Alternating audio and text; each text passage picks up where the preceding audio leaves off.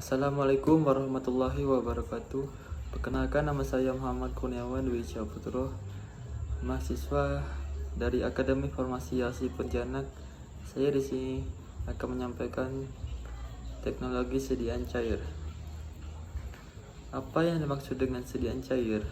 Sediaan cair dirancang untuk memeriksa respon terapi maksimum pada pasien yang mengalami kesulitan dalam menelan tablet dan kapsul, seperti anak-anak dan orang lanjut usia. Sediaan cair juga dirancang untuk menghasilkan efek samping terapi yang lebih cepat karena zat aktif lebih cepat terabsorpsi.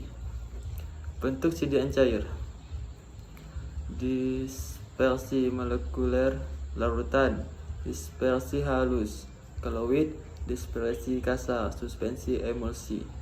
Dispersi: suatu zat fase disperse, terdispersi merata, dan media disperse, lingkungan zat lain. Jenis-jenis lautan sediaan cair: 1. Lautan encer, yaitu lautan yang mengandung sejumlah zat A yang terlarut. 2. Larutan jenuh, lautan yang mengandung jumlah maksimum zat A yang dapat larut dalam air pada tekanan dan tercampur tertentu. 3. Lautan lewat jenuh, larutannya mengandung zat A yang tertentu melebihi batas kelautan di dalam air pada temperamen tertentu. Keunggulan dari zat sediaan cair: pasien tertentu mudah digunakan untuk yang suka menelan, anak-anak, lansia, pingsan, gangguan tenggorokan. 2. Tujuan tertentu: injeksi, tetes mata, dan lain-lain. 3.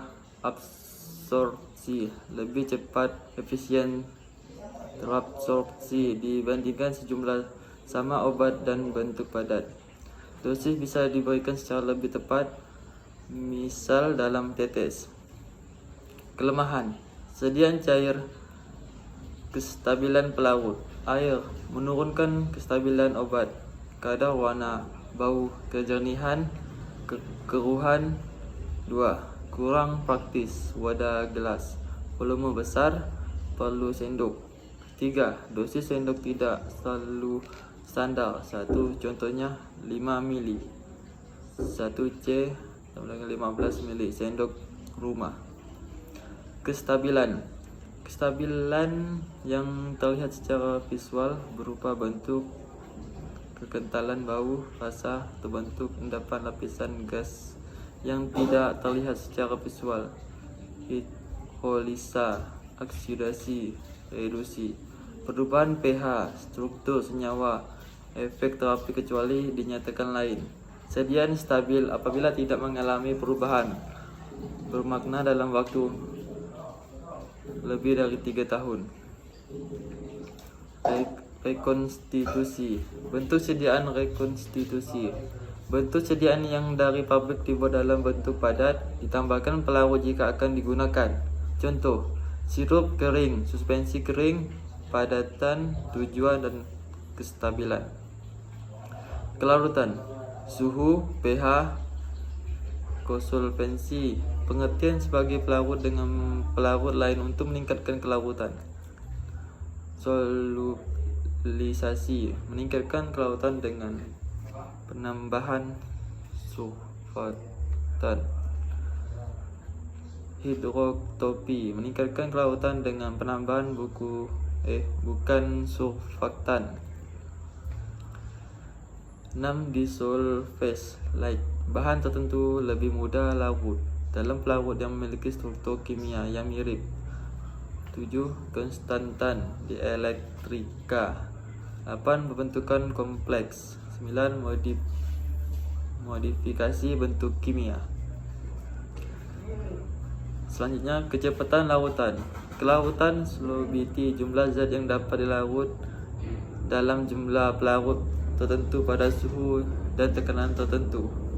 2. Kecepatan melarut, dissolution, jumlah zat yang terlarut per satuan waktu, gram atau menit. Notasi untuk pelarut: kelarutan paracetamol 1 Banding 80 artinya 1 gram zat terlarut dalam 80 mili pelarut air. Berlaku untuk tekanan 1 atm suhu 20 derajat Celcius. Larutan. 1. Bentuk sediaan cair yang mengandung 1 atau lebih bahan obat kimia terlarut. 2. Larutan adalah salah satu bentuk sediaan obat yang di dalamnya terlarut 1 dan lebih zat aktif dengan pelarut yang cocok. Penggolongan larutan berdasarkan pelarut: spirits, tinctur, air aromatik, eliksir, sirup. Berdasarkan pelarut pemakaian: larutan oral, larutan topikal, otis solution, nasal solution, inhalasi, optalmik, irigasi parenteral. Faktor yang mempengaruhi kecepatan larutan adalah ukuran partikel, kelarutan, suhu, dan pengadukan. Larutan oral. Sediaan cair untuk menggunakan per oral mengandung 1 atau lebih zat aktif. Larutan dalam membawa yang cocok biasanya dibuat secara pelarut langsung, mengandung bahan tambahan untuk stabilitas, kualitas, dan estetika. Dan selanjutnya, seperti halnya sirup, biasanya mengandung gula. Selain untuk pemanis, fungsinya untuk pengawetan atau menjaga stabilitas. Larutan topikal. Sediaan larutan untuk dipakai secara topikal umumnya bersifat aqueous dengan pelarut alkohol atau jenis yang cocok, mengandung zat tambahan seperti pengawet, antioksida, buffer, warna, dan lain-lain. Lotion termasuk dalam sediaan ini, meskipun berupa larutan atau sistem dispersi.